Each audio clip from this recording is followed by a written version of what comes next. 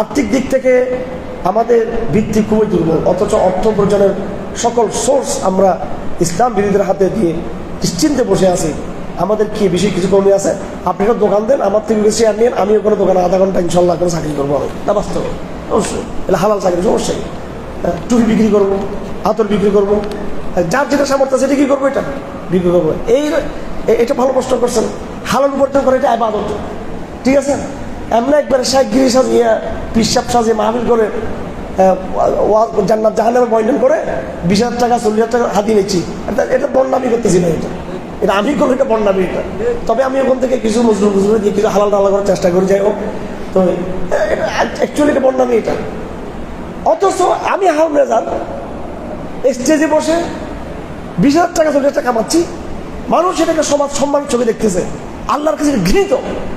আর আমি হারামজাদা এখন যদি একটা দোকানে বসি, এখানে আমি আতর বিক্রি করতেছি, সবাই আমাকে খারাপ চোখে দেখবে, সবাই এটা কি করবো, সে একটা ব্যক্তিত্ব, সবাই আপনারা সবাই করবেন, ঘৃণা করবেন এটা। কিন্তু আল্লাহর কাছে এটা সবচেয়ে মহৎ একটা কাজ। হ্যাঁ, আপনাদের এই চক্ষু তিরস্কার কারণে আমরা নিজেরাও এই কাজগুলো করতে পারতেছি না। আমার মনে হচ্ছে যে আমার তথ্যবিজ হিসাব ভ্যান গাড়িতে বই বেঁচে যায়। এখন জাস্টিস তকির মানে মানুষ বলে ভ্যান গাড়িতে বই বিক্রি করে এরা পয়সা করছে।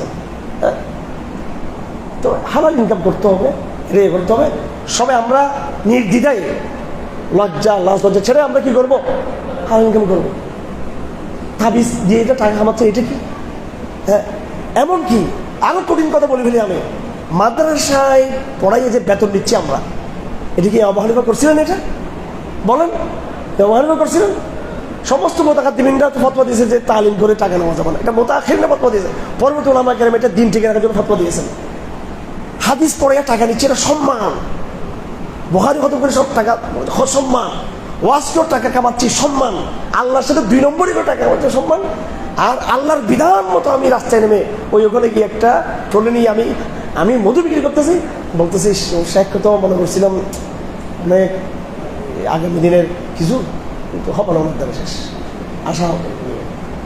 শেখ টেক যাদেরকে বানিয়েছেন আমাদেরকে ওই জায়গায় গিয়ে ধরা খাবো একবারে। আমি নিজেকে আংশিক বন্ধ, আংশিক মোড়াবে বললাই আমি নিজেকে মনে করি ভাই, ঠিক আছে? অন্যদের কথা কি বলবো, সবাই চিনি আমি, সবগুলোর সব সেলিব্রিটি চিনি আমি। এত পোস্টপাস কিসে, আইফোন কিনে টাকা করতে থেকে, এত বছর 3-4 বার করতে থেকে। হ্যাঁ, হজ কাপড়ার মালিক কেমন আমার সবাই, কারণ আল্লাহ মাফ করুক কথাগুলো হয়ে যাচ্ছেন। পারিবারিক ব্যাকগ্রাউন্ড তো কম বেশ সবার জানি আমি। আমার দাদা 14 গোষ্ঠীর একটা সিস্টেম ছিল, বোধ কিছু, তা তো আমরা পারিবারিক। এরা হুট করে নতুন বড় লোক। আপনি সালমান এফ রহমানের কথা বললাম আছে, আমাদের যে ইসলামিক সালমান এফ রহমানগুলো করতে গেছে আইফোন, ফার্স্ট আইফোন, এগুলো মানুষকে দেওয়া, দান করা এবং জুহুদ এখতিয়ার করা, এটা হচ্ছে সাহস। আইফোন ব্যবহার করে এটা কোনো ক্রেডিট নাই। তো যাই হোক ভাই, সবাই হালাল ইনকাম করবেন, ঠিক আছে ইনশাআল্লাহ, এবং পিছিয়ে লাগিয়ে থাকবেন। দেখুন আবার এই যে কি করতেছে, হালাল ইনকাম, হালালভাবে ইনকাম করবেন। এখানে আপনাদের জন্য শুক্রবার দাওয়াত দিবেন, হ্যাঁ, বই বিক্রি করবেন, ইসলামিক শার্ট যেগুলো আছে করবেন, পুরো এখানে মেলা বসা দিবেন এখানে, ঠিক আছে? আবার আমার দরজ বাদ দিয়ে মেলা বসা দিবেন না আবার, ঠিক আছে? আমার দরজা 12টা বাজে দেবেন। আবার এলাকার লোকরাও যেন এখানে আসে, যে ওখানে গেলে বিশুদ্ধ মধুটা পাওয়া যায়। লালখাবাজার যুবদ্দিন গেলে এই আসল আতর, এটা ভেজাল মুক্ত আতরটা পাওয়া যায়। ওখানে গেলে একদম ভালো পিওর কি বলেন, একটা বলো না আর কি, যে ধরো আইটেম টেমগুলো সব পাওয়া যায়, আমার ভালোটা পাওয়া যায়, সব কিছু বিশুদ্ধটা পাওয়া যায়। আর ভেজাল যে করবে এগুলো চেক করবা, ভেজাল আউট করে দেবে এখান থেকে। আমার দাঁড়িয়ে কি আরো ভেজাল করে, মানে একবার সুন্দর দাঁড়িয়ে রেখে একবার ভাই, মানে ওর তো চেহারা দেখে এটা একটা আবার বিজনেসের একটা ফেসবুক ব্যবহার করে, এটা আর শয়তান, এটা ওগুলো করা যাবে না। ভেজাল মুক্তি করতে হবে, হালাল ইনকাম করবো। সাহাবা একরাম, আমরা আবু বকরের চেয়ে বড় বুজুর্গ হইতে পারবো? বলেন, কি করতো উনি? আবু বকর হতে পারবো। ওয়াজ করে কি করতেন?